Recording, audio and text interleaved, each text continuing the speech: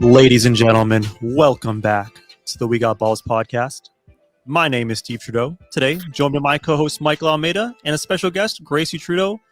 Guys and gals, how we doing today? Good. Talking baseball, so always good when we're talking some baseball, Steve. I know you must be super excited. I know you've been itching for weeks to talk baseball with us.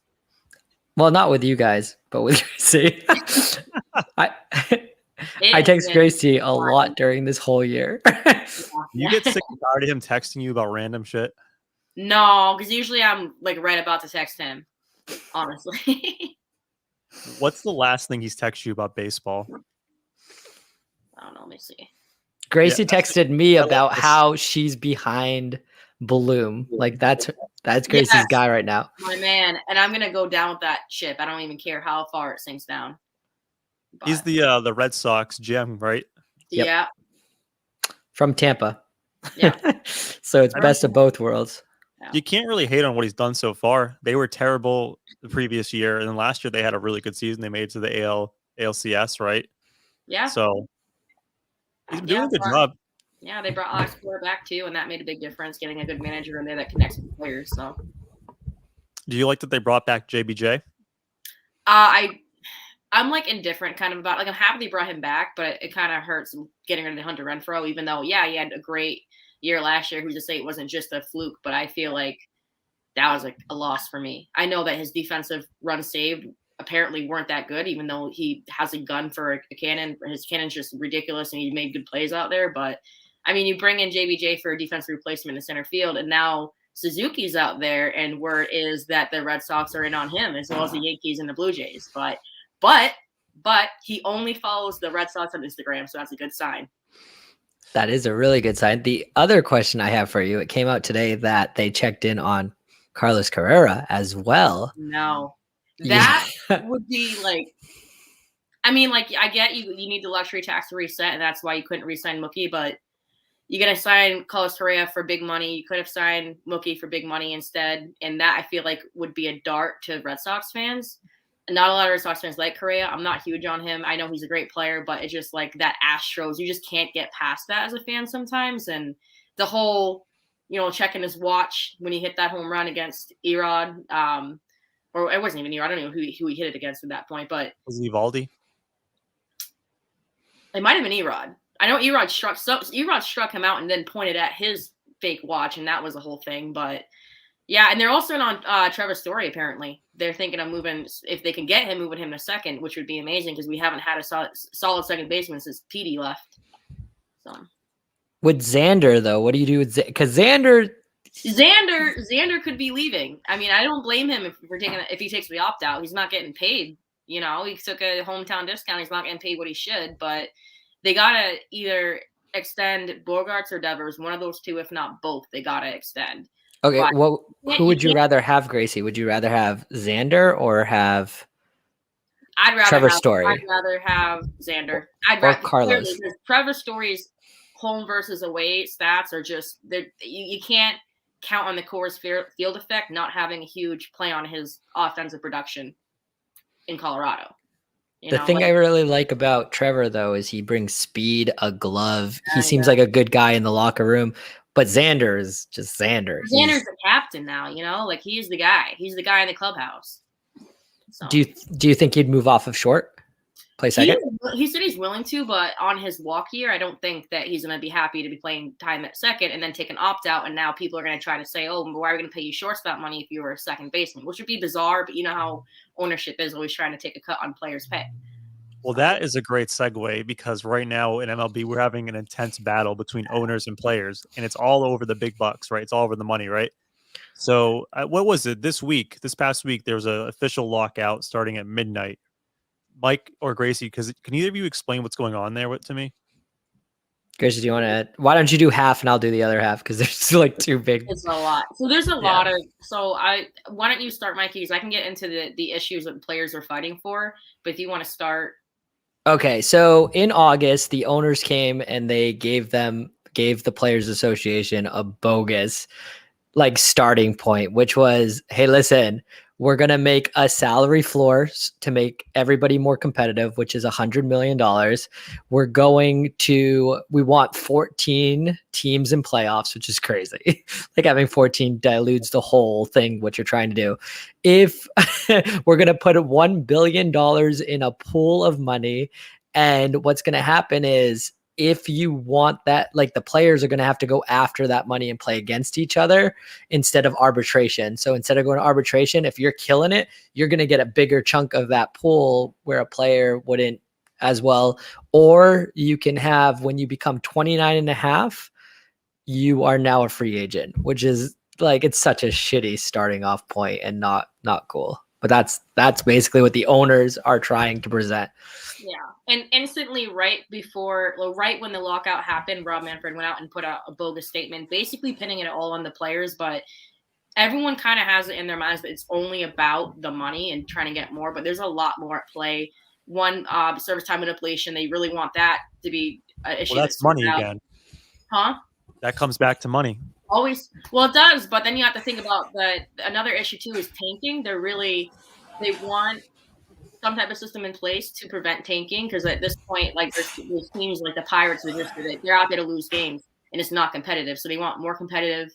I mean, it is about the money, but there's more to that. It's more about the fact, not about the players just solely wanting to be greedy and have more money, but it's just they want the revenue from the whole league, from their organizations, to be shared more with the players, since they're the ones that are producing. I mean, every year the revenue is going up and up. I saw a chart today of it going up and up, but that should go along with the league minimum, with the salary tax threshold. It should all be going up with the revenue that these owners are getting.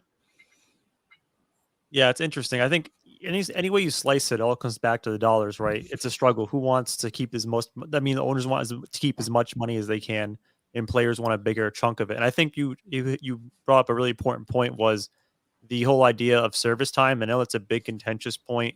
Right now, it's 6 years, which is kind of crazy. So if you're unfamiliar with baseball, what happens is, once you get into the MLB, the major leagues, and I don't know the exact number of games you have to play in the major leagues, but your service time starts, quote unquote.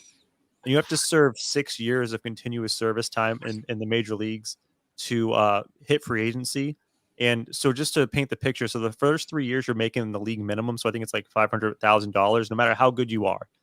And then the next 3 you're in arbitration, which basically you don't get to negotiate yourself, but like an independent arbitrator decides what your salary should be, which is kind of bogus. So you see a lot of these guys. I actually, was found out today that Aaron Judge is still in arbitration right now. I thought he was already a free agent. No, he's got one more year. 15-20 million. And if you get hit free agency, he would be making like $30-35 million a year. So it's like a system that's in place to kind of repress the salary cap. And if you compare what baseball does to other sports, like NBA, it's 4 years when you get signed as a first round rookie.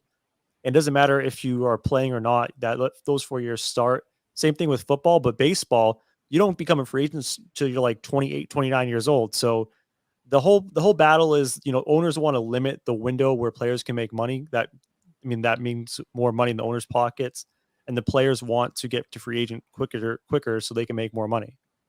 I also think that it's structured that way to kind of limit their losses too, right? Because unlike basketball, baseball, it takes a while for these guys to develop. It's not, you have to go up 4 tiers before you actually get to the final product. And with basketball, I feel okay with giving LeBron James. And I know there's a cap in basketball right now, but with baseball, it's like, here's what we're offering you. And then you have to go up the system, and a lot of things can happen up to that system. I can't tell you how many players don't pan out that's supposed to be real. And we spoke about one last week with Emmanuel, which was Billy Bean. Like, he was supposed to be the best player, the next Darryl Strawberry, and he wasn't very good. So it's a little, I don't think that there's a right or wrong side. I think that there's plenty of back and forth that we can point, and it's going to take a while. They're saying hopefully by the end of February at the earliest that they're going to be ready to go. So, and that's wishful thinking. Yeah, I was talking. Sorry, go ahead. Go ahead. I mean, and I really don't think it's going to get done by then. Like, I know it's extremely wishful thinking. I think we're going to miss part of the season, to be honest with you. I mean, you just see the absolute tension between the players and ownership, and all the players putting up, their headshots right now, which is just nothing, and kind of mocking the whole situation. And rightfully so, they're upset. But I mean, you have to have a middle ground, right? Like you said, you need protections for ownership, not to spend money on players that don't pan out, but you also need these players be able to get paid earlier in case they get a big injury later down the road and they can't get that free agency money. So you kind of have to find a happy medium, but at this point, neither side's kind of willing to bend or break and try to meet in the middle. And it sucks too because the owners have so much leverage. They have the most leverage. All the players really have is the DH, the international pool money, and maybe if they can get the playoff system situated properly. And it sucks too because baseball was going so well. Like it was really killing it. It beat the NBA in playoffs this year for like first time in a while by a lot. It sucks. It's every time they finally start doing something right, they screw it up. Yeah, and I think one other thing to consider is I was telling Mike on the phone the other day, this past two years ago, they had the pandemic season. It was 60 games. And while it was a shortened season, the revenue from the TV dollars still flew in. Like they didn't lose any money really from TV dollars. So it almost shows the ownership that, hey, if you lose games, you're still going to make your money. So they're less incentivized to negotiate. They're more willing to push us into the season because it's going to hurt the players more. And that might be leverage enough to make the players cave in and give in on some of these things. I can tell you right now at Dodger Stadium, it's a winter wonderland right now. They're killing it right now. They have a lighting show, and this is every night. They have ice skating going on, so they're making money over there. They probably make just as much opening the doors and doing all that stuff just as a game. So hopefully it just gets situated. We just want baseball. I don't want to watch the Japanese and the Dominican League this year. Well, we already lost so much of 2020. And then, again, like you said, that momentum is building. You're getting all these exciting things. Juan Franco gets paid out. All these guys, all this is starting to brew and all this greatness is happening. And then you kind of hit this road where now player development, injured players aren't getting access to their trainers. You're having young players that aren't getting access to be able to develop. And so that's really putting a big detriment on just the growth of baseball in general. Yeah, and I think one other thing to consider, and Mike, you talked earlier about, a lot of players don't pan out, and that is true. They want to make sure that they're protecting some of their assets, the owners, because they are paying, they're losing draft picks and they're paying salaries to these. A lot of guys that don't pan out. I mean, I think like of the first round MLB picks, only about half or 30% actually make it to the major leagues, not even like become a star. But at the same point in time, like 6 years is just too much, especially considering there's something that Gracie alluded to earlier called service time manipulation, where owners and management will keep players in the minor leagues as long as they can to keep them in their system as long as they can. So I don't know. I mean, I just think something should change because I do feel bad for the players. And from a basketball point of view, I like when there's players moving around. I think it's exciting to just see new teams and new combinations every year. So like let the players move around and just see what happens.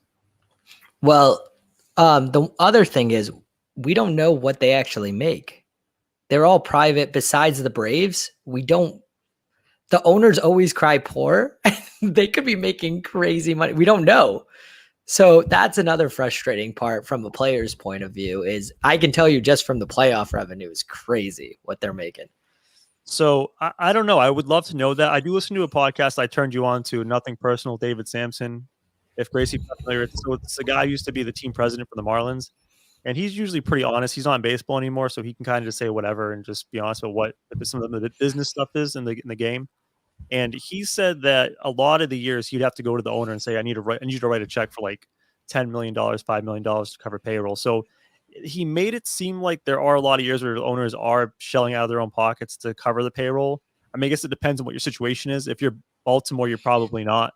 But if you're the Dodgers owner, yeah, you probably are. So, well, the Dodgers are smart, right? They have a bunch of owners. They're groups, so they can always just go back. But I can tell you that the Marlins are kind of a hard team to be like, did they make any real money? I want to see what the Red Sox are making, what the Mets. Well, the Mets are. We'll get to that after. The Rangers, like the teams, like the heavy teams. I know the Pirates aren't making that much, but they're also paying like $20 for their whole their whole roster this year. So I thought one thing that was interesting, and I heard it's a point of contention, is so the players want less revenue sharing. And the idea behind that is if you do less revenue sharing, some of the bigger teams, bigger market teams, bigger money teams will be able to retain more money. And the idea is that these teams spend money a lot. So keep the money in their pockets so they'll spend it. Whereas some of the smaller market teams, they might pocket that money. I know the revenue sharing is supposed to go towards players, but there's actually loopholes around that to like you can improve your organization other ways besides paying out players. So there's ways to kind of hide your money. And so that's one of the things on the table is to limit revenue sharing so the big market teams, the big spenders keep more money. I thought that was interesting. And also the salary floor. I don't know how that would go over having a salary floor. I think the salary floor punishes the good teams like the Rays, the A's, the teams that don't need to spend that much because they're actually smart with their money. And we'll get to the topic of the Rangers real soon. But I think teams like that, that's what kind of makes baseball fun, is these teams that you don't think are going to be that good, but they keep on becoming good every single year consistently because they're smart with their money. They're not going to go buy these players that make no sense that are going to be good for 4 years of the contract. I know Steve's against big contracts. We've talked about this before. And 4 years and then the rest, Bobby Bonilla, right? You're paying all the way out. Just doesn't make much sense. I am and I'm not against the big contract. Now we'll get to it a little bit later. I know Wander Franco got a big contract, but I actually like that deal. No, that's a good contract. Great deal. Yeah. But then you have other situations where because of service time, guys become a free agent at 28, 29, and then they get a 10-year deal. And then that's a bad contract. But by the time they're 36, 37, 38, they're just not worth the money. So it depends on when they get it and how young they are. I do like the shift of paying the players a little earlier so you can have more of their prime and it makes more sense for you as an organization. But I don't know. It all depends in my opinion. Well, I think that's a good, toss up to start getting into free agency and all that. But what the Rays are doing, and it's not just the Rays, the Yankees did it as well with Servino. Like you buy out a couple of the years to get more years. The Braves are huge in that right now with Acuna Jr. and Albies. That's how you should be spending your money right now, is buy as many years as they'll negotiate, get rid of that arbitration mode and take care of your stars, because as you saw with the Braves this year, you're getting more traction of free agents wanting to go there now because of how they're treating their players early. Their GM's fantastic.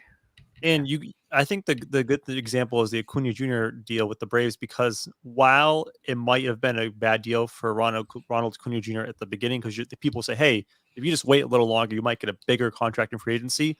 It worked out well for him because he got a devastating injury last year and he's still going to get paid regardless. So it's a really good deal for the player if they want security of long term. Well, and Xander Bogaerts, that's the same thing that happened with him. They gave him a longer contract. And not only that, going from making $500K when you're 23, 24 years old to making, $12 million, you're set for life, right? You can start, but I don't know if you guys read anything from Carl Crawford when he signed with Boston from Tampa. He felt that that's how Tampa kept stringing him along. Like, hey, we might sign you. You might be our big signing. And he was trying wicked hard. The problem is once he got to the Boston Red Sox, he didn't care as much because he got paid. So it's kind of a cool thing to see. Are they still going to work really hard for me and do what I need to? And also showing a good grace to, we believe in you and here's your money up front, which these owners have more money than they need.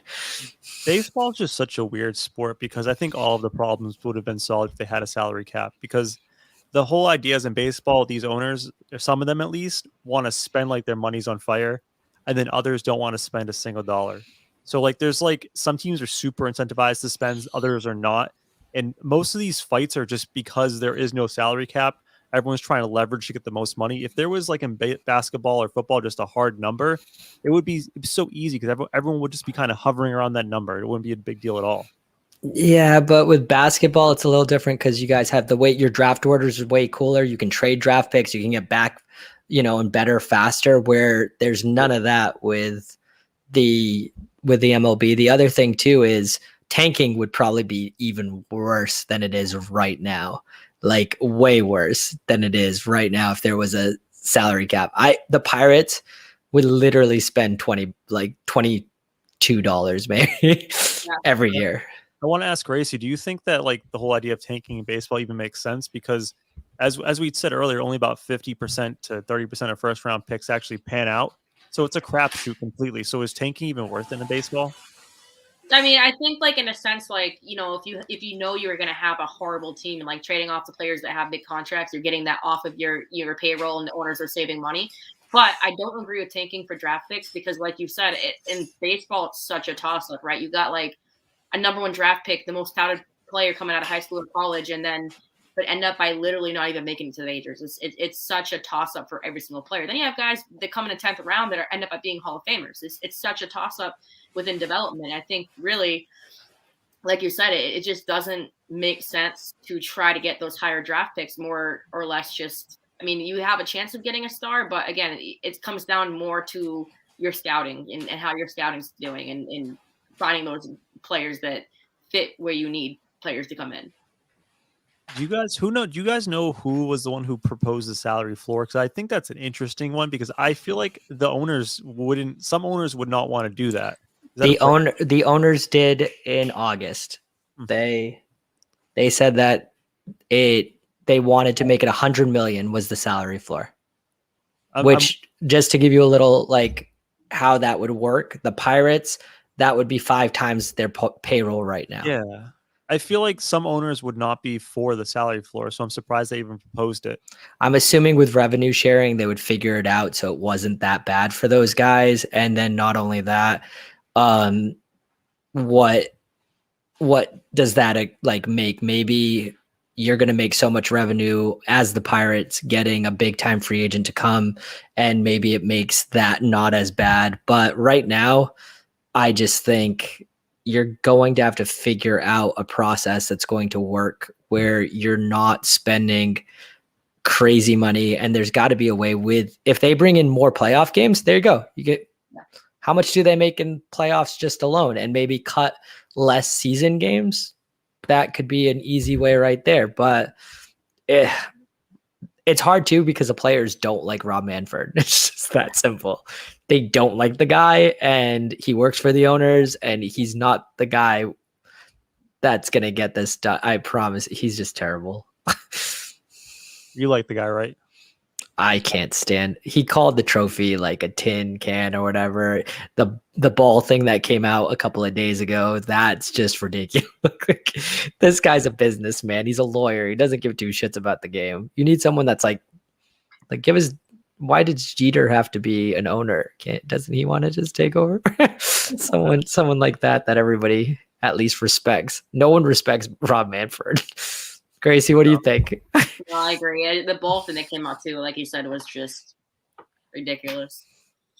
So I know you guys alluded to the player signings, and we'll get into that in a second. But do you guys think that it's a coincidence that all these big signings happened immediately before the deadline? Because I did hear a theory that part of the reason was it was a PR move by the ownership. Sign your big signings now. Don't wait. So the owners do it up front, and then the ownership can be like, hey, look, we're spending money on players. We're not the bad guys. They're the selfish, greedy ones that want more money. We just spent $500 million the day before the drop dead deadline. I heard a theory that it's potentially, a little bit of a PR stunt. I mean, they were going to make the signings anyways, but the timing of it is just perfect. It's too perfect. Yeah, I mean, and you had players too. You got to think these guys, especially these free agents, they're going to want to find a home before the lockout, so that way they have a plan, where they're, for their family, some stability. So I get that point, but there could be something to that. Again, these teams went out here and spent ridiculous money right before the lockout, and maybe they just want to make the signings early. Maybe it was something behind it that is PR. I don't know if we'll know, but that's very much a possibility. It's also the fair, right? Because the owners have the upper hand.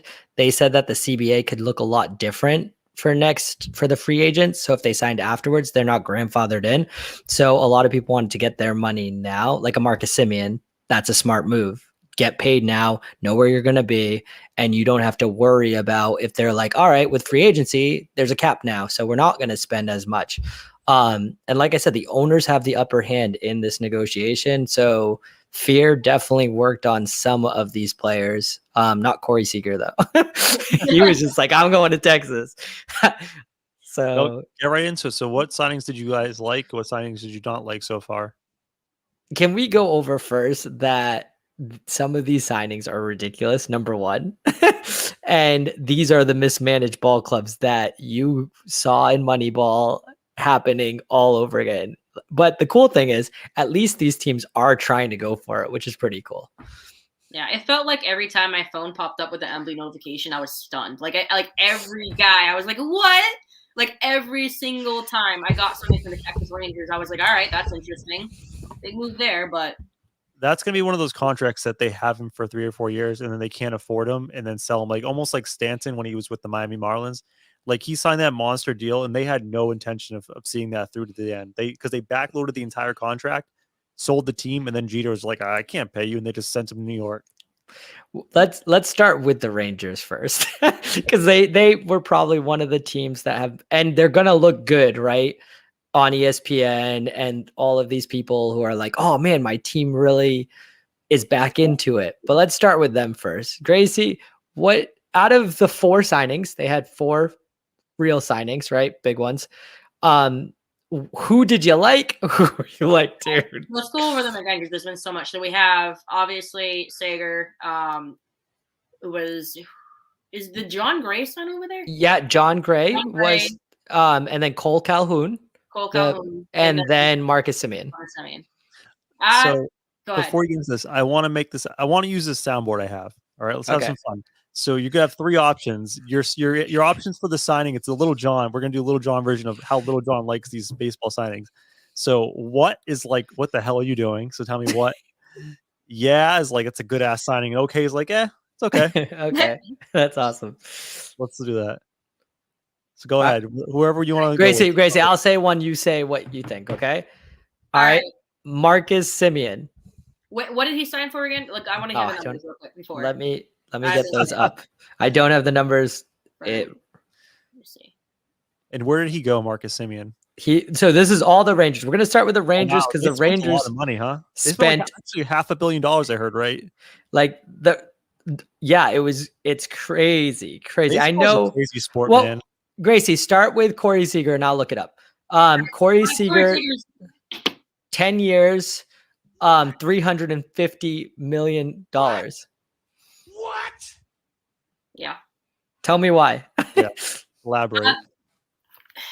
Just the money they're spending. And I mean, like, when you look at the team and you look at where they're at, I don't see these signings as signings that are going to put them over the top to actually win. They'll win more games, but to really make them that competitive. The money they're spending, it's going to not allow to add little pieces here and there they're going to need throughout the season. They're going to end up by trading a lot of prospects if they really want to try to contend throughout the season with not having that money. And I just, again, I was completely stunned by the Rangers, in particular with the Corey Seager signing. And I'm sorry, it wasn't 350. It was 325 million for 10 years. So AAV is what, 32 then? 32.5. Yep. Yeah. So, and just a real quick thing is, like, the thing about baseball, it's unlike basketball, where basketball you have like 1 or 2 great players, you're golden. Baseball, you need to have a complete team, and I think they spent like $500 million on 2 players alone. And I don't know what the owner of the Texas Rangers does for a living, like what his getup is, but I don't think he has that much money to just build a roster around those guys. So you're going to have 3 or 4 guys sucking up like 60% of your payroll, and you can't win that way. Yeah. No. And for Corey Seager, I give it a big thumbs down. Like, there's only a certain amount of players I'm going to spend 325. Like, I'm going to spend 325 on Mike Trout. I'm going to spend 325 on Mookie Betts and Bryce Harper. And that Bryce Harper is still like a little iffy to me. I don't even know if I'm going to spend that much on him. You both know how much Dodgers baseball I watch. The guy cannot play shortstop that well. Like, not 3. Like, And I'm not, you know how much I don't like the Astros and whatever, but that Carlos Carrera guy, he can play shortstop. He's a good defensive shortstop. This guy got the reason the Dodgers were struggling to sign him, which they offered him, by the way, it was like $300 million just this offseason. It's a lot of money. Little John agrees. Yeah, and he, you know how many Little John? What are those things that he wears in his teeth? That Corey Seager could have had a new one for the rest of his life every day, and still had money. Grills. Anyway, he's out of all of the shortstops right now. He's by far the best offensive player, but you better hope he stays injury free. And a lot of people say, well, a lot of these were freak accidents. Come on, go look at his past on injuries and you'd be like, holy crap, that's a lot of injuries for that type of contract. And he's not willing to move off a short. That's not good because he's not that great there. So all in all, the Texas Rangers. What? Well, let's go over their other ones because they have the second biggest signing of all of the MLB offseason was Marcus Simeon, 7 years, $175 million, 25 for his AV. Okay. Gracie? I don't hate it. I don't hate it. So I think that Marcus Simeon has been super underrated for quite some time, but I don't love it because again, you're still spending a crap ton of money on a player that's not. So you don't hate it, you don't love it. It's just kind of in the middle. You gotta give me the pause. I got you. Go ahead. Keep going. Again, I think he's been really underrated. I mean, it took him this long to get even like a deal that's more than 1 or 2 years. He finally got that 7-year deal, getting paid. But again, it just comes back to the fact that I just think there are just pieces that they're missing, within their pitching staff as well. I know they signed John Gray, but I just don't see, again, a Marcus Simeon coming out or a Corey Seager coming out and being the players that are going to put them over the top. I'm happy for Marcus Simeon. He's a poor man's Mookie Betts. Like, he's good in the clubhouse. He's a club leader. A lot of the Toronto Blue Jay players said that he was one of the guys that was always coaching them and making them feel good about each other. He went and said, hey, I'll get off a short and go play second base, win you a Gold Glove, hit more home runs than any second baseman has ever done in a whole season. That's all fine and dandy. And I'm okay with him getting the bag at 175. I just hate the years. I wouldn't give him 7 years. Like, if it was 5 years give him a higher AV, especially with Texas. What was their salary, their team salaries last year? Like $32 million. It was really low. So that's great. But it's just the years that kill that deal. How old is Simeon? He's 31. That's when you get back. That's when they start talking about contracts and guys getting, long contracts when they're older. And, the last 3, 4, even probably, honestly, half his contract might be extremely unproductive when you start getting to like the 36, age. So I agree. I don't think it's the length isn't great. I think if they did a 5-year, it would be a lot better, increase the AAV, but. All three of us go to a lot of baseball games during the year. What happens when that really high player has a shitty game? We're all like, oh, he's not worth the money. That's the first thing. I was at Yankee Stadium this past summer, and right when Stanton struck out, I was like, oh, why did we pay this for Stanton? Like, everybody around the ball club. Blue Jays outfield. He was just Springer. That guy got the bag and it was awful for the Blue Jays. He's getting the same amount that, what do you call it, that Marcus Simeon's going to be getting. And he's already 31. He's going to be 32 next year. So, you guys got me thinking is all these guys getting these giant bags. And who's the agent for most of these fellas? Scott Boras. Yeah. And I was curious, like, Scott Boras must be worth a ton of money. Like, he must have raked in his career. You know how much money Scott Boras is worth? No, I've never looked. That's actually really intriguing. What? Yes. $500 million. Gracie? $650 million. You guys are a little high. $450 million as an agent. That's a lot of money as a sports agent, though. Yeah, I would have thought he would have been an owner by now. I know. Yeah. I mean, I feel like he owns half the MLB with his players. What happens if he just hates baseball? Like, he's just like, I hate baseball. He actually owns like a soccer team or maybe like a cricket team. That's a cricket team. Curling team. Sponsor the U.S. curling team. That's his thing. He makes way too much money off of baseball to hate it. That guy is killing it. Wasn't Yeah. he CO's agent as well? He's everybody's agent. Like literally. The only one that he's not repping is Carlos Carrera, and that's why he's still a free agent. And Jay-Z's no longer an agent. Jay-Z's the one that he got like he got Robinson Cano like the best contract ever. That's another shitty contract. And right after he signed with the Mariners, it's like, okay, you're an agent, awesome. You got the highest. Get it from the Yankees, get it from the Dodgers, Red Sox, someone cool, not the Mariners. And then he like retired from it. He didn't want to do it anymore. I get that back however you can get it. The next contract, Grace, is Robbie Ray at not Robbie Ray, sorry. John Gray.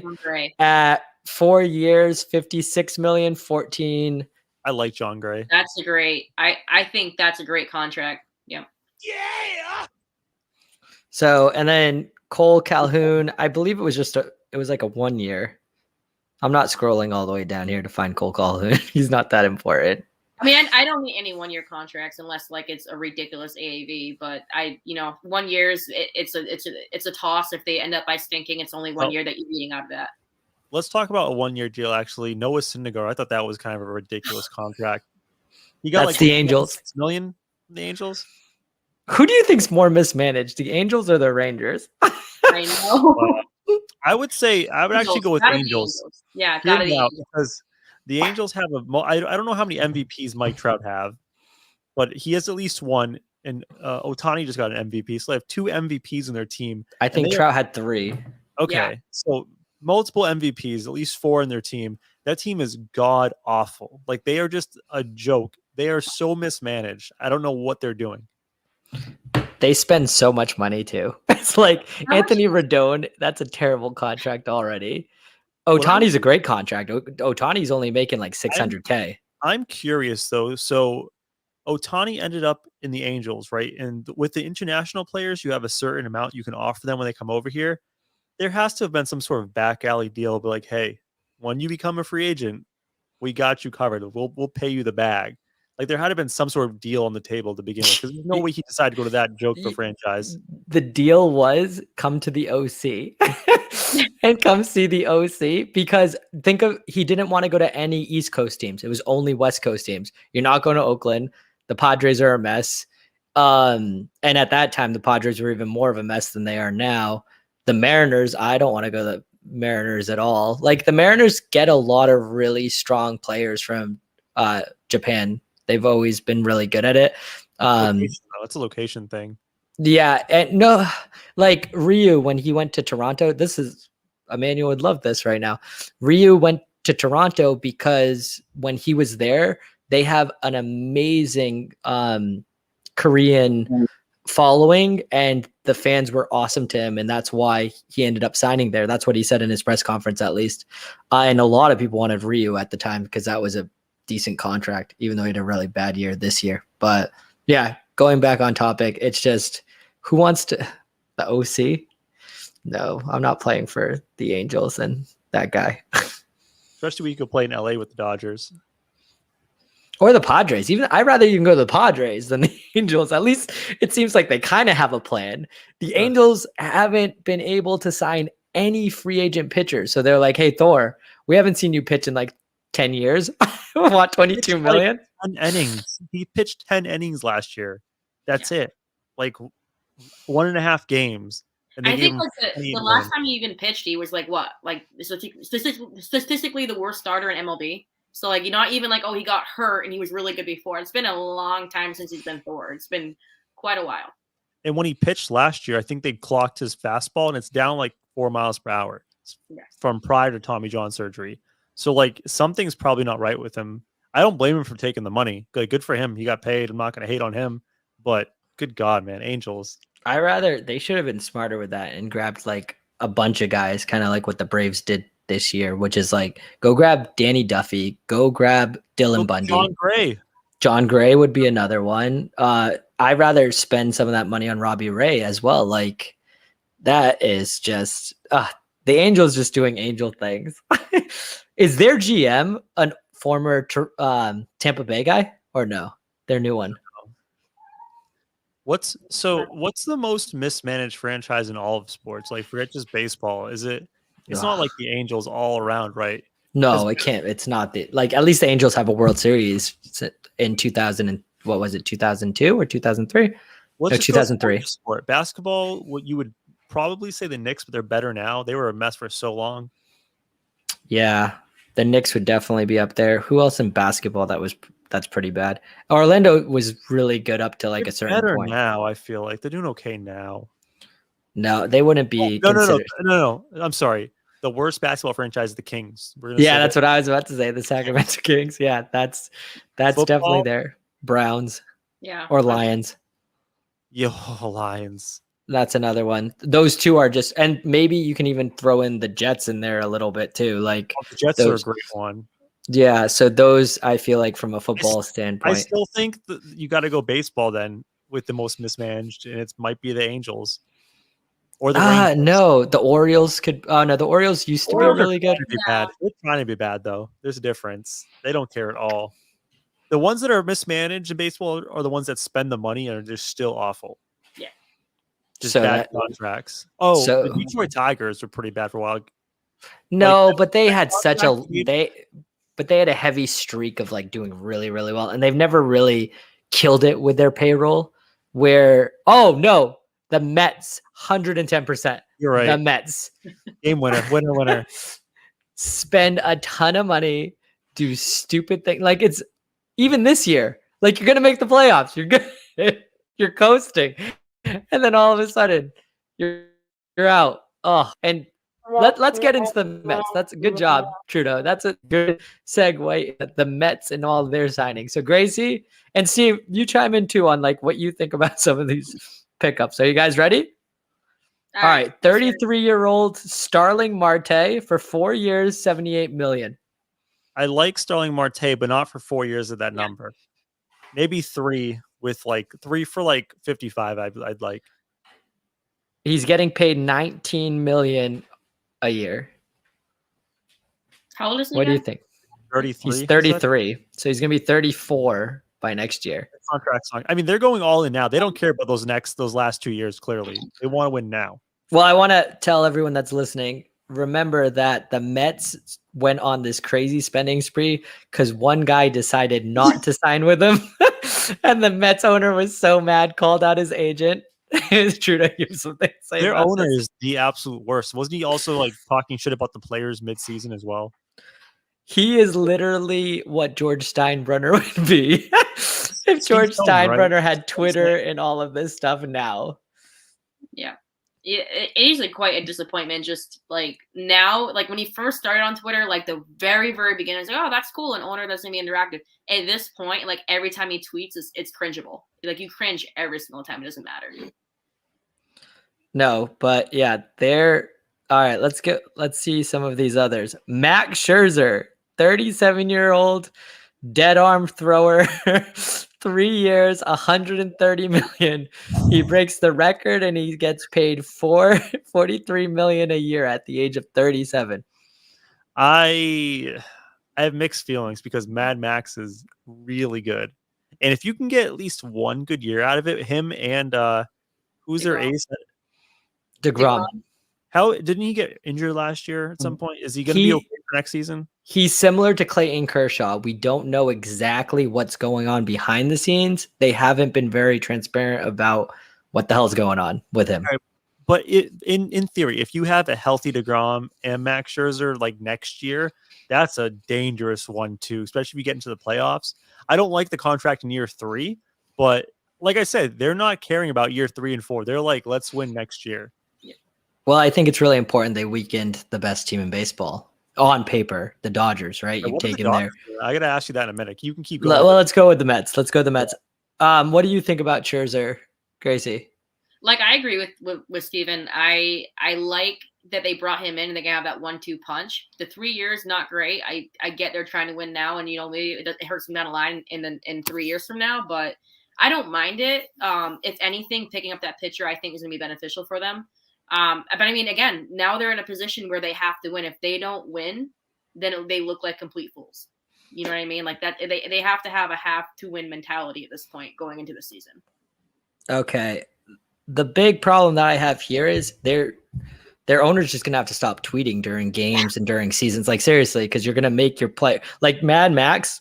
He doesn't even like getting smacked on the butt when you say you're done today. He was big on that, like with everything with Dave Roberts. Imagine when Cohen's like, "Oh man, Mad Max, I'm not paying you to suck and only pitch for 2 innings. You taking a break this week?" Like I genuinely would not be surprised, and as a joke, if Mad Max went in there and put in his contract that he has the password to his Twitter account so he can go in there and that's awesome. That'd be amazing. Was Max Scherzer one of the guys who were angry about the checking for spider tack last year? Yeah, and him and Joe Girardi almost got in a fight of the Phillies Do you over think it. that, that's something that's negotiated in the CBA this year, is allowing that spider tack again? Now that you just brought that up, I hope that something in the CBA says that we have to see Joe Girardi fight Mad Max the first time they come to town. Because I can say that I don't. Have you seen how jacked Girardi is at his age? He's good. But yeah, Trudeau, they're doing a whole new ball that they tried in the Olympics that pitchers really liked and the hitters liked. It's a lighter ball with a little of the sticky stuff already in it. Nice. That's probably going to be something that they're going to talk over. All right. The next contract is my favorite Oakland A signed with the Mets. Mark Canha at the age of 32, very close to 33 years old. He signed a 2-year for $13 million. I don't know about that guy. I got a thumbs up from Gracie, so that's good. He gets on base. He's good in the clubhouse, and he shows up and he can play multiple positions, including first base and all the outfield positions. That's a good contract. I feel like before you keep going, I feel like I inherently now want to root against the Mets to lose. Because their owner is obnoxious, right? Steve Cohen's obnoxious, and he's spending a ton of money. I would love nothing more than for them to be like a 500 team again, and him just be so mad all year. Trudeau, but also remember they have Robinson Cano's contract on, and then they also have to pay Frankie Lindor for another 11 years, and that contract has been. Frankie Lindor was terrible. Remember the whole booing thing and all this? Oh man, it's not going well. But at the same time, they don't even have a manager yet, so signing all these guys without having a manager. That's something they can get done during the lockout, though, right? No, I don't think they can. Oakland interviewed a guy today. That's why I thought they could get it done. Okay, maybe I'm mistaken. I don't know ins and outs. But go ahead. And then the last contract is besides all these little ones, Eduardo Escobar. He's the same age as Mark Canha. He got 2 years, 20 million, 10 million. He's going to probably be a bench piece if I had to guess. Yeah. What do you think? I don't know. I'm just trying to find out who I'm going to root for. That's not the Rays next year. I know I'm going to rooting against the Mets, and I'm rooting against the White Sox because fuck Tony La Russa. Other than that, I don't know. Once you get those teams, let me and Gracie kind of pitch to you and try to get you to be a part of that fan base. I'll look. Someone's asking in the Reddit chat about Carlos Correa and where you guys think he's going. I think that's a good segue because I know we hadn't touched on him yet. I mean, I know you mentioned him briefly, but we didn't talk about where he might be going. Gracie, do you want to go first, or do you want me to go? You can go first. All right. He's not going to the Dodgers. I can almost guarantee it. They rather have Trey Turner, get him extended, and they want to give Gavin Lux more playing time. And if anything, they're going to use that money for pitching right now, and then shoring up their bench. He's not going to the New York Yankees because he's an idiot and he doesn't know how to shut his mouth. And don't ever say anything about Derek Jeter to the New York fan base. Because that's just unforgivable. That's just not going to happen. Plus, the Yankees, out of the top 10 prospects right now in baseball for shortstop, they own number 2 and number 4. So I don't think that they're going to go that way. I think they're looking for, and I know Yankee fans do not want to hear this. You're probably going to get like Simmons and someone else to kind of be that bridge player. And you'll start seeing Volpe, which is the guy that's more MLB ready right now. If I had to guess, he ends up with like a stupid team like the Cubs or someone you're just not thinking of. Go ahead, Gracie. What do you think? I have like the most bizarre prediction, and but the way this offseason's been going, Detroit Tigers. But they just signed Baez. I know, but can you imagine if they convince one of those guys to move to second? It'd be completely idiotic to move one of those guys to second, but if they have a relationship and they feel like one has respect for the other, like, oh, you know what, I'll go play second. Can you imagine that middle infield? I actually think that there is a perfect spot for him in a place that would be perfect for him. And the Philadelphia Phillies. I was going to say the Phillies because they're stupid with their money. They have Dan Dabrowski, so he's just going to spend $5 billion and try to win it that way, like he always does. The fans, they already suck there. So there you go. You got a sucky player for the fans too. Trudeau, you want to keep going with this? No, I just feel like also his personality matches Philly so well. Like the pointing of the watch, like this being cocky jerk guy. Like Philly would love this guy. Him and Bryce Harper together. Oh my cocky jerk guys, the world would implode. And what better than being in the Mets division?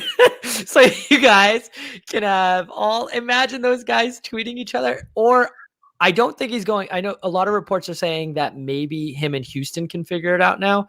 I just don't see it happening. Like it doesn't. They're not going to go up to all the way. He's looking now past Corey Seager. He wants 350. He doesn't. Their agency has 4 clients. I'm not kidding either. Their agency has 4 baseball clients, and if he doesn't get it, he will be going to Scott Boras just like Marcus Simeon did. Get him to 500 million. So I was looking while you were talking, and I found 2 teams I might low key root for next year that I kind of like. All right. Do you want to? Why don't we end with that? Do you want to end with that, or? Sure.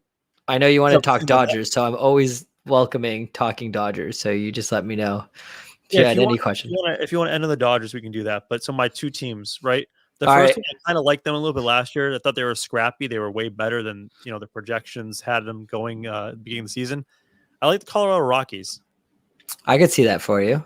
What's the other team? Who was the Rockies had some guy that was real hot last year. I don't know. No. We'll go into that. Give us your 2 teams so me and Gracie know who to pick. Ones, I like them because they have a good young pitching core, except for my boy Sixto screwed us last year. But the Marlins, I like the Marlins. All right, Gracie, do you want to take the Marlins and I'll take the Rockies, or do you? Oh, you like the Rockies more, right? Or do you want me to take the Marlins? I like the Rockies more, but right now I'm like in a really bad spot with them because I don't like them right now because of. Okay, so do you want to take? Why don't you go with the Marlins first? Why don't you go first? I was not paying attention. You guys are being too fucking nice. Can someone just go first, please? Good God! All right. So the Rockies. I'll start with some good stuff. All right. The Padres aren't very good right now. They have a very iffy pitching staff. We don't know who's going to show up. So, the Giants definitely, in my opinion, took a step back. They lost their all-star catcher, their MVP and World Series catcher. The Rockies could make some noise. Their GM and their owner think that they're ready anyway. There's also been talk that they're looking at Jonathan Villar, who's a good, he plays everywhere. And Steve Trudeau, to my knowledge, favorite, Kyle Schwarber as well, they're looking at. So in Coors Field, Steve, I know you like offense. Yeah. So the Rockies, you could be the worst hitter and still manage at least 10 home runs in that stadium. They have a lot of young players who, CJ Crone is not young, but he's a good, solid player. They have Charlie Blackmon. He kind of looks like you, Steve. So he's got a big beard. He runs the outfield. He's very loyal. According to this, he's their DH and right field. They're going to have to figure that out because you can't play 2 positions at once in the same game. They do have an exciting player in Ryan McMahon, Brendan Rodgers. Brendan Rodgers is really good. And they also have Garrett Hampson. And they signed their catcher for way more than he's worth, but he's still not bad. And they have an ace. So, hey, you don't know. Like I said, and you're playing the Diamondbacks 18 times, so you can probably win 17 of those. So, yeah, the Rockies, and you'd look good in purple. It's basically the Yankee colors. There's a pinstripe, just purple. That's it. So, go ahead, Gracie. Wow, that's going to be hard to compete with, but Marlins, one, going off of jersey color. Jersey color is phenomenal. Top 10. I would definitely say I would definitely rock a The Marlins jersey. jerseys. You got Derek Jeter, who hates the guy, besides the Carlos Correa. Nobody. You got the division. I mean, when you look at the Marlins, like you look at their 2020 season, and like I always go back to that. I know they kind of stunk last year, but I see a lot of potential in them. You know, they're a young team. They're in a division that typically beats up against each other. I mean, they're going to have a hard time competing against the Braves and the Mets, with particularly the Braves. But I mean, a good team to shoot for maybe trying to squeeze into a wild card spot if they expand the playoffs to every single team in Major League Baseball. But there's a chance. There's a chance there. Sixto Sanchez, our boy, hopefully he does a little more for us, since last year was a complete bust. I would really, you know, I had him down as the possible rookie of the year.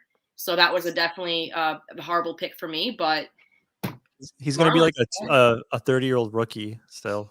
He's going to be like a, Time manipulation. Never.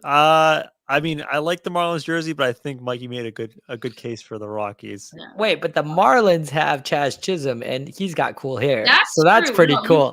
Yeah. You got Chaz Chisholm. You got your boy Joey Wendell. Joey Wendell's legit. That's another one. Oh, yeah, I forgot about that.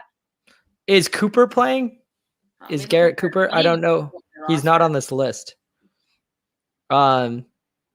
I don't know. Jesus Luzardo, he was terrible the last time. So bad for the A's.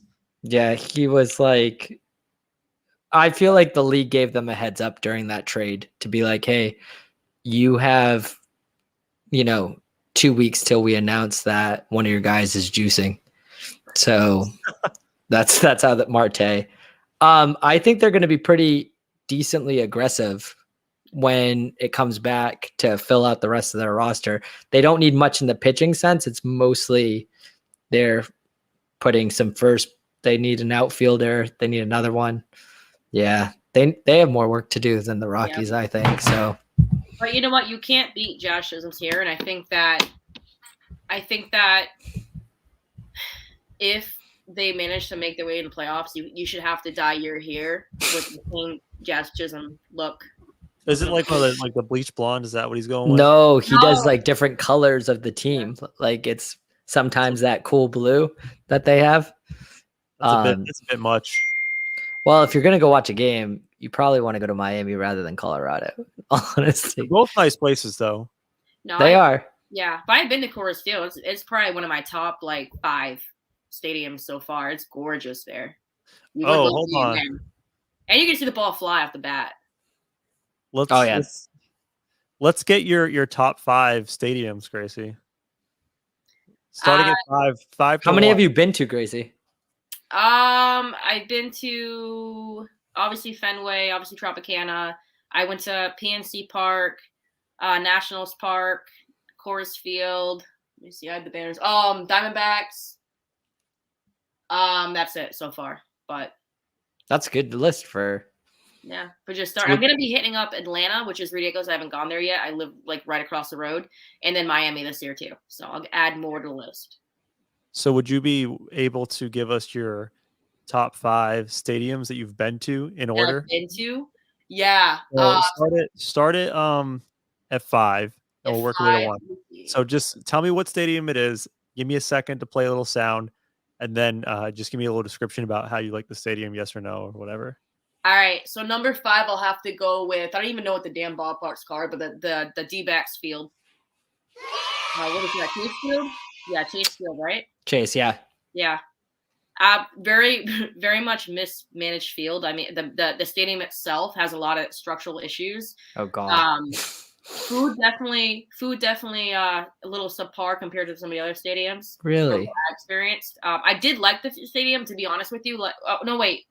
Sorry, I take that back. I named 5. Did I? Was that 6 instead of 5? You only told me 1 so far. Yeah, I know. I'm trying to think because you know what? I would have to say my least favorite stadium is Tropicana, hands down. But that's my least favorite stadium of all baseball. I miss them. I forgot them completely because they basically don't even have a stadium there anymore. So I guess I'll go back to Tropicana real quick. Tropicana, literally by the outside of it, if you drove by it, it looks like a giant orange squeezer. That's what it literally good marketing. It's good marketing. It's good marketing. Yeah, for Tropicana. Yeah. Does Arizona have AC? Yeah, they do. It's a retractable roof. That's what I heard. I Yeah, heard it was. I also with Tropicana literally cannot stand the fact that their roof's not retractable and that they made a white ceiling for a white baseball. Like, do you know how many times the baseballs literally get stuck in the ceiling? It's the most ridiculous thing. I love the Tampa Bay rules. If it hits the ceiling in one spot of the ballpark, it's like a double. If it hits the ceiling in another part, it's a home run. Like, They should They're color making it. this shit up. They're making this shit up as they go. They don't like know what they're doing. watching a game of Tropicana, like when I used to play softball in New England, we played in a dome. It's the same rules. Like you hit a certain part of the ceiling. It literally, when I go there, I feel like I'm at a Little League game by the rules that they have. It's ridiculous. Although But to be fair, Fenway has a giant wall, so Yeah, but that's what makes baseball cool. Is like all the stadiums are different. Like besides the Tropicana. you know Oh, what also is crazy? Is it the Astros that have like a hill in their outfield? yeah. Yeah. Oh, What are they doing? do they not have it anymore? Did they No, get they rid of got it? rid of it. Like Yeah, they got rid of it. It's been a while. Yeah, hell. But the Yankee Stadium used to have the monuments right in center field too, which is the most like old time baseball fields are the most ridiculous things I've ever seen. I want to see like something ridiculous. All right, but anyways, all right. So what's number 4 for you? Or yeah, number 4. You said Number five is Chase Field. Number 4, Nationals Park. Actually, gorgeous stadium. Really loved it there. The food was literally phenomenal. Best ballpark food I've ever had. Really? Yeah. Atmosphere is great. Like they got people on the dugouts throwing stuff all the time. Mascots dancing around. Love the atmosphere there. Great stadium. Then I'd have to go with Coors Field. When you sit behind home plate or like just the general backstop, if you look in the left field, every single night the sun sets right behind it, and you can just see like the sunset creeping up over That's the cool. baseball stadium. It's gorgeous. You can see mountains in the background. Beautiful location. Love it. Best field at the West Coast I've been to so far. Biased, that's the only field on the West Coast I've been to so far. Number 3, are we at? No, you're at 2. Number Good too. 2, PNC Park. Oh, so she's putting Fenway before PNC. I know, which is rough. I listen. Very biased ratings here. PNC Fenway's overrated. Park, like, PNC always gets voted number 1. yeah. If I wasn't a Sox fan, I'd probably say PNC And for number 1. But PNC is the Pirates Park, The right? Pirates. So it Yeah. cost $1 to go. it does. Yeah. I went there. I'm not kidding you. Like I think there was only like 500 or 600 fans. Like it was something ridiculous. That's It awesome. was snowing out when I went though. It was literally snowing and they were playing. It was fun. But gorgeous. The you cannot beat the backdrop and the scenery of Pittsburgh in the background. Very friendly. Food was decent, not great. But overall, just the atmosphere there of having 5 fans is really great because if you go to watch a team on the road, you're always going to have a lot of fans of that team near you. No one goes there for Pittsburgh. They actually handed out tickets to me. We're leaving the stadium, and they're giving out tickets. They're like, you want some tickets for this weekend? Like the actual staff of Please PNC come Park. back. Me and Meg's got to like go stay over there for a while. Just watch all the West Coast teams Just, play. Mickey, East just Coast just out. move there Yeah. and just watch. I might just buy a condo there. Although to be fair, you'd have to live in Pittsburgh, so that's kinda that's shitty. not. Yeah, that's not great. All right, Yeah. Grace. Number 1. Number 1, Fenway Park. Yeah, you like, and I feel like this might change, believe it or not, when I go to Wrigley for the first time. But I'm like a big historical baseball stadium type of person. So when you go to Fenway Park, like you feel the energy and the history there. You can look at the monster and you can feel like, my boy back there, Ted Williams. You can feel like the energy. You can look at the field and feel the legends that had played there before. So that's one of the reasons why I love it so much. Fenway Park is low on my list because when you go there, they tow your freaking car. Well, Steve, don't park. I will say this: out of all the stadiums I've been to, Fenway's got the best team store, hands down, every single time. Their team store is incredible. We like that. Me and Megan like going into seeing all the different stuff that teams give. And the sausages outside Fenway, you can't beat them. Those are great. Those are but I will say, when you go to a Dodger game, they have these churros. They're Ooh. unbelievable. Like the Dodgers have made it so that it's like, oh man, they have bobbleheads out there. They have a bobblehead museum. They have a hideout. They have a secret like that Tony Tommy Lacerda made, that you have to, it's like a VIP club to get into, which is pretty cool. And then they have taco trucks. It's really, it's legit. Mikey, what would be your one ballpark that you really want to go to that you haven't been to yet? I want to go to the Padres one, San Francisco too.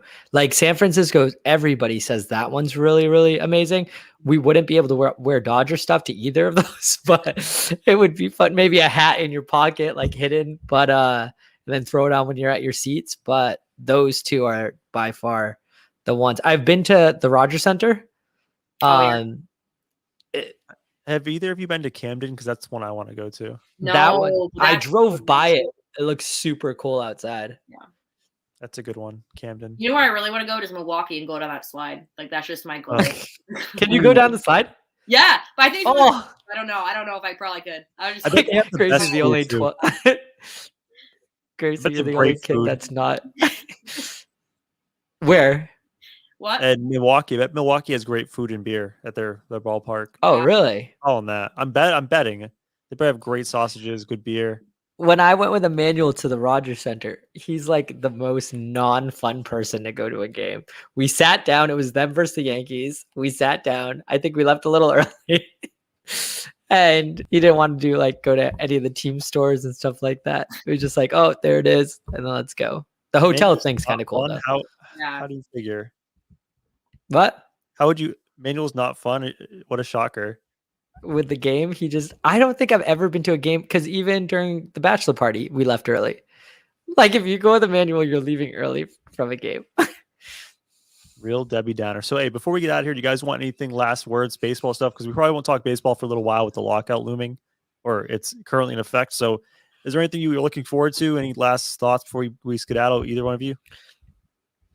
Yeah, I got one. Okay. Do something, Dodgers. Stop this. Stop this now. Do something. I love that we got Chris Taylor. That's awesome. But do something. Oakland, I get it. Don't worry about it, Oakland. You just get rid of who you need to. Billy Bean, do your thing. Dodgers, do something. The Mets, the Rangers, I feel like all the bad mismanaged clubs were like, let's pick on the Dodgers, take their best players. And that's that. Dodgers, do something about it. Go get us Freddie Freeman. He would be perfect in Dodger blue. And the Braves have pissed him off looking at Anthony Rizzo and calling in Oakland about Matt Olson. Do something. I'd even be happy with Chris Bryant. And if you don't want to do that, then just trade for some pitchers, because we definitely need pitchers, please. All right, so I want to do prediction for Carlos Correa, like one team. It can be bold, can be not bold prediction, but we're gonna see how it ends up. So one team, that's just the one we're picking for prediction. All right.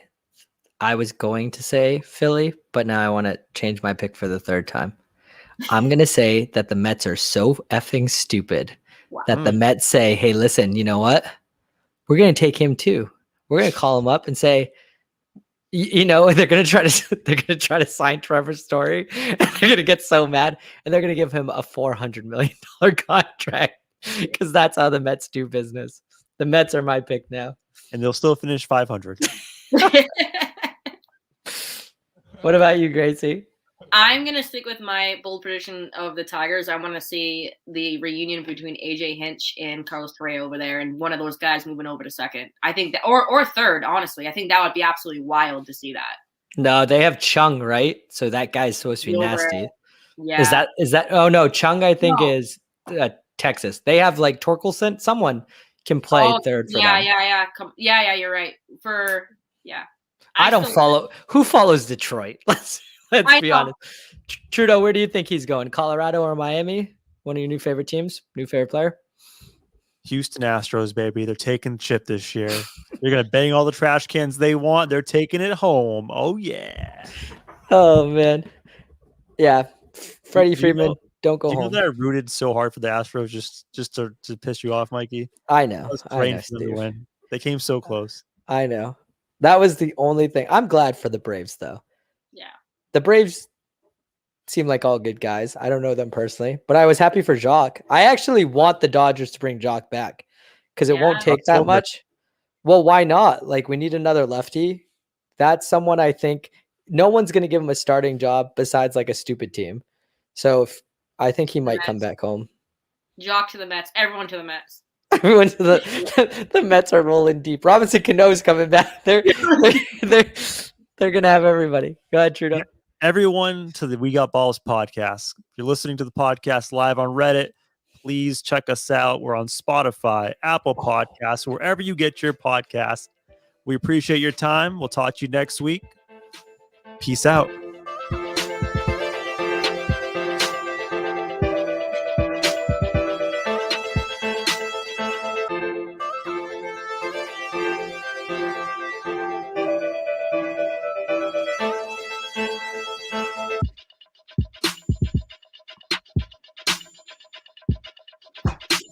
That's what she said. And we're out. That was good. Trudeau, I think this could be our chance to get some